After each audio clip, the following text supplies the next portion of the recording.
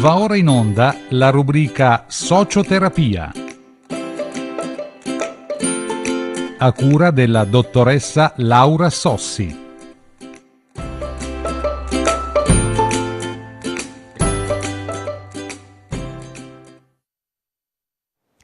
Cari tutti, buongiorno. Sono Laura Sossi, socioterapeuta, mediatore familiare.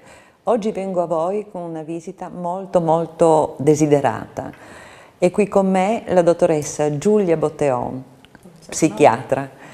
La dottoressa Botteon lavora presso il Dipartimento di Salute Mentale di Pordenone e io ho chiesto con tanto piacere se potesse venire in base ai suoi molteplici impegni a dialogare con noi per quanto riguarda l'uso di farmaci.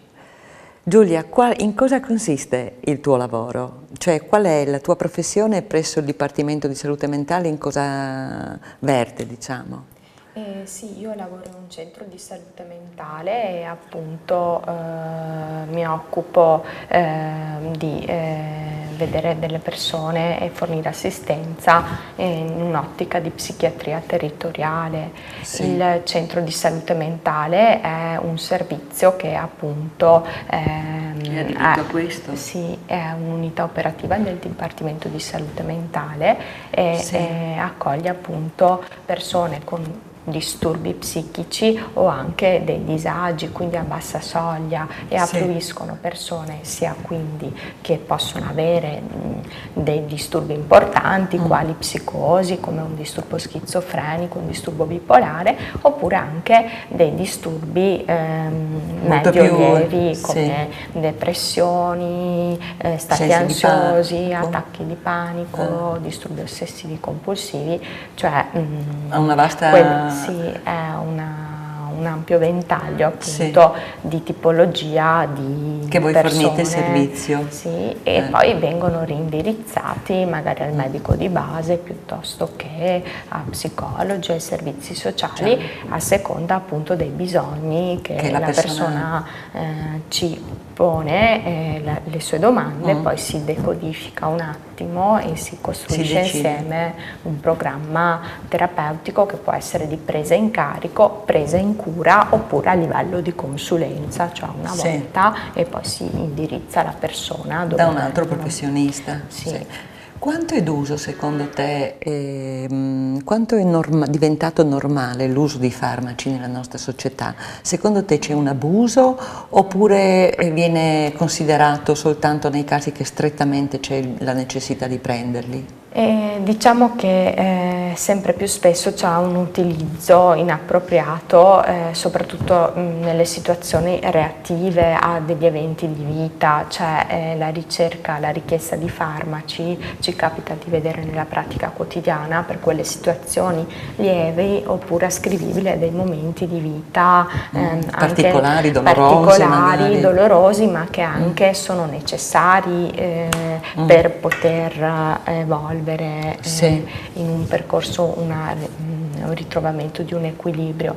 Però ovviamente entrare in crisi non è facile e anche entrare in contatto con dei sentimenti che non sempre sono piacevoli, perché la tristezza, l'ansia, la paura, l'angoscia sono sentimenti che fanno parte di tutte le persone. E appunto tollerare questo tipo di sentimenti spesso e volentieri per le persone è difficile, e quindi la richiesta del farmaco come silenziatore dell'emotività.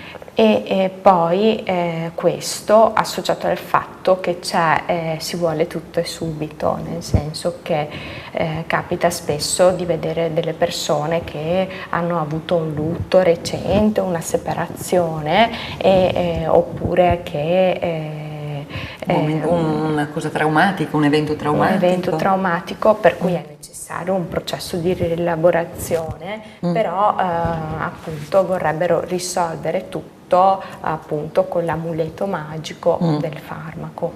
Tu che ne pensi di questo? Ma io penso che questo da un lato c'è questo atteggiamento e appunto spesso anche la persona ti mette in scacco perché ti chiede, anche si vedono molti ragazzi giovani, questa soluzione che magari non è la risposta giusta, può essere la risposta più facile per il medico perché appunto il sintomo viene silenziato e fai contento il paziente, però in realtà è come mettere un cerotto su una cicatrice, ma se non si chiude la ferita rimane aperta.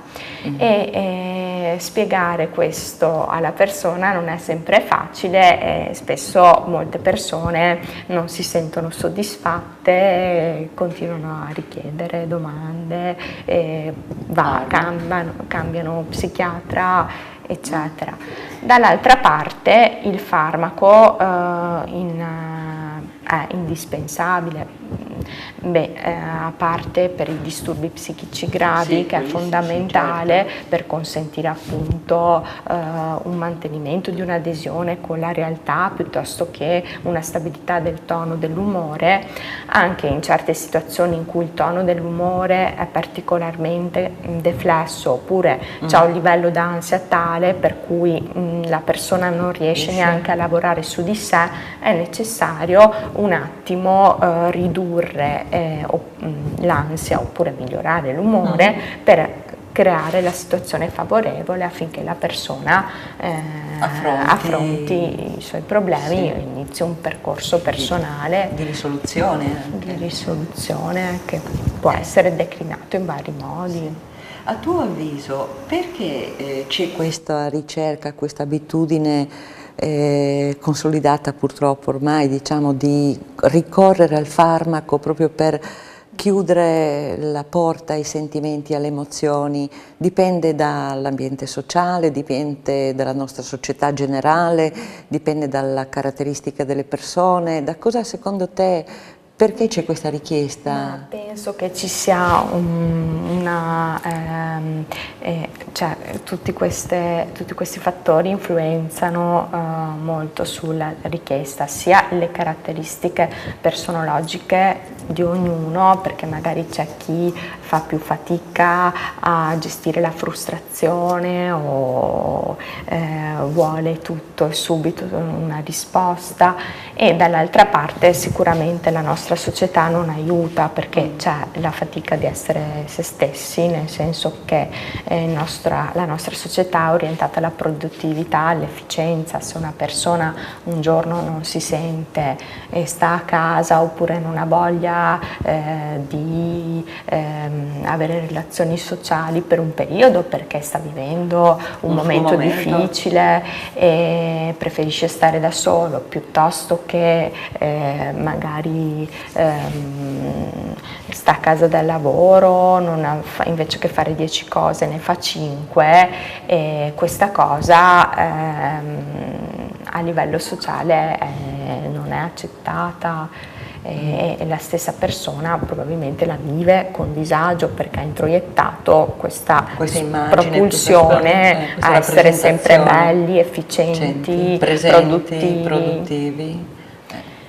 E quindi sì. Credo che non sia facile, infatti, cioè, rapportarsi con quello che è la realtà, ma in virtù del fatto, io seguo molto, per esempio, al di là della mia professione, Galimberti, no? Che è un grande filosofo, e lui dice che appunto, questa è una piccola frase di un discorso complesso, i sentimenti vanno insegnati da bambini in su, non è che nascono con noi.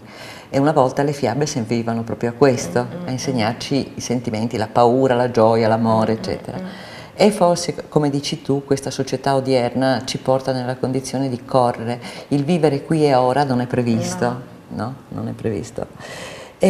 Cosa consiglieresti tu in alternativa a una richiesta immediata per dei farmaci che magari in base chiaramente alla tua consulenza, al tuo punto di vista non sarebbero necessari, oppure sarebbe necessario un qualcosa di blando, di accompagnamento, ma non una cosa come magari vuole la persona che ti cerca, diciamo, no? Per sedare qualsiasi...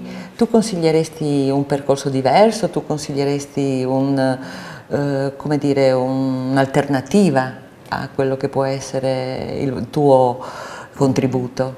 Beh, certo, alla fine le risposte poi stanno un po' nell'individualità della persona, sicuramente conoscersi attraverso magari un percorso di psicoterapia o socioterapia aiuta appunto a trovare, aiuta la persona a trovare degli strumenti dentro di sé per aiutare a gestire certi disagi suoi emotivi, che possono essere di diverso tipo, sia a livello proprio comportamentale, ad esempio, non so, la pratica dello sport, oppure andare in montagna, piuttosto che trovare dei riferimenti in alcune persone che ci sono state vicine durante i momenti di crisi, sapere appunto che si può contare qualora si vivesse un momento d'ansia in acuto, piuttosto che magari, non so, le pratiche di meditazione, yoga, mindfulness,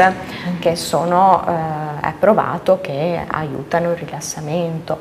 Ovviamente c'è chi si rilassa di più facendo un'ora di mountain bike e chi invece trae maggior beneficio dalla meditazione, e questo non è una risposta standardizzata per ognuno.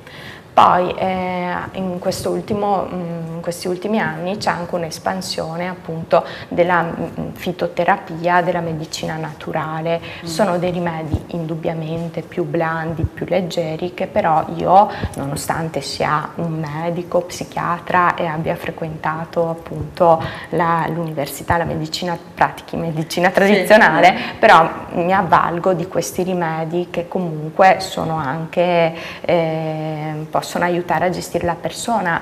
Magari non sono efficaci di per sé, ma sapere che ogni sera ci sono delle gocce di valeriana, biancospino che aiutano il sonno, già questo rassicura la persona che magari ha problemi di insonnia, è preoccupata di non riuscire a dormire, e quindi entrano nella ritualità. E questo. Ti voglio fare una domanda provocatrice. Volevo chiederti, c'è, come dappertutto in tutte le professioni per lo più, c'è sempre qualcuno che dice, beh, gli psichiatri tendono a darti farmaci, a non abbassare poi le dosi, a non metterti nella condizione poi di uscirne. Chiaramente ci sono i detrattori, come in ogni professione ci sono gli estimatori. Tu cosa ne pensi di questo? Sì, diciamo che per lo psichiatra come è più facile accontentare il paziente, l'esigente, il paziente in ansia, chiede ansiolitici, subito glieli dai, così non ti chiama 50 volte. E allo stesso tempo ridurre terapie è un rischio, magari terapie di mantenimento, una persona che ha avuto un episodio depressivo che sta meglio o altri disturbi più gravi di tipo psicotico. È un rischio, nel senso che c'è il rischio di ricaduta, però se si accompagna la persona e si valuta mano a mano, questa cosa può essere fatta. Ovviamente c'è situazione e situazione, in alcune situazioni è assolutamente controindicata la sospensione assoluta della terapia. Anche perché c'è l'effetto rimbalzo, no? Sì, c'è l'effetto rimbalzo e poi comunque non risolve la problematica. Sì, poi c'è un aspetto di fattore di ridurre il rischio di una ricaduta, quindi in certi casi appunto gravi è consigliabile trovare un dosaggio minimo efficace che consenta il mantenimento di un buon benessere psichico. Che poi si anche dirama per quanto concerne il fisico, vero? Perché se uno non sta bene psicologicamente o chiaramente ne risente a volte anche a livello fisico. Tu saresti, sai, io sono tendenzialmente, io credo molto nel lavoro di gruppo, no? E credo molto che se forse ci fossero dei percorsi in cui c'è lo psichiatra insieme a un professionista, un terapeuta, perdonami, un terapeuta o insieme ad altri specialisti nel settore, forse potrebbe essere anche una forma di formazione, una forma di preparazione, diciamo così, una forma di conoscenza rispetto a una società che ha tante richieste di aiuto, anche se non lo sa a volte, no? Cioè, certo, sì. Tu sei di questa idea? Pensi che possa essere una cosa valida? Beh sì, certo, contestualizzare la domanda aiuta a decodificare meglio e anche a trovare appunto delle risposte adeguate, che possono diciamo, essere adeguate al singolo soggetto, perché appunto, come ripeto, non esiste un intervento standardizzato, preconfezionato, perché questo appunto silenzierebbe l'individualità che è di ognuno di noi, quindi appunto capire anche il contesto socioculturale, familiare della Ricordiamoci persona. la Mara Salvini Palazzoli, che è stata la grande promotrice con il suo libro iniziale di Paradosso e Controparadosso, è stata l'ideatrice della terapia sistemica familiare, no? Che poi si rivela un po' molto importante nel tempo per quanto concerne capire le psicosi familiari che producono schizofrenia e quant'altro, no? Sì, le relazioni familiari appunto che prevedono un malato designato, per cui c'è una persona più debole che viene a riportare i sintomi comunque di una famiglia che ha delle relazioni patologiche e appunto sì, il lavoro lì è a migliorare e cambiare, modificare le relazioni. C'è un percorso da fare, no? Sì.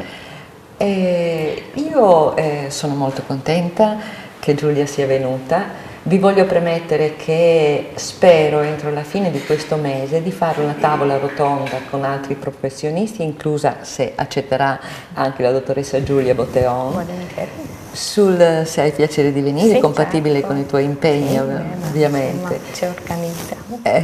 E parleremo della violenza sulle donne, non solo fisica ma anche silente. Sulle donne e sugli uomini, perché ricordiamoci che noi conosciamo molto bene, purtroppo è un problema molto attuale la violenza sulle donne, però non solo fisica, quella che noi conosciamo, c'è la silente, quello che lentamente porta una persona a perdere la considerazione di sé, l'autostima, però non dimentichiamoci che c'è anche una parte che concerne l'uomo, dove questo avviene per quanto concerne la donna sull'uomo, che però non si conosce o molto poco, in virtù del fatto che la nostra rappresentazione sociale non prevede la comprensione dell'uomo in quanto vittima, cioè verso la donna proviamo chiaramente disponibilità, comprensione, la possiamo accompagnare, l'uomo viene reputato come una persona debole, no? Comunque parleremo di tutto questo con anche altri professionisti, con un avvocato, e appena ci sarà la data che concorderemo ve lo comunicherò. Comunque per adesso io vi saluto con la dottoressa Giulia Botteon, che ringrazio di essere stata qui presente, e arrivederci alla prossima volta. Buona giornata.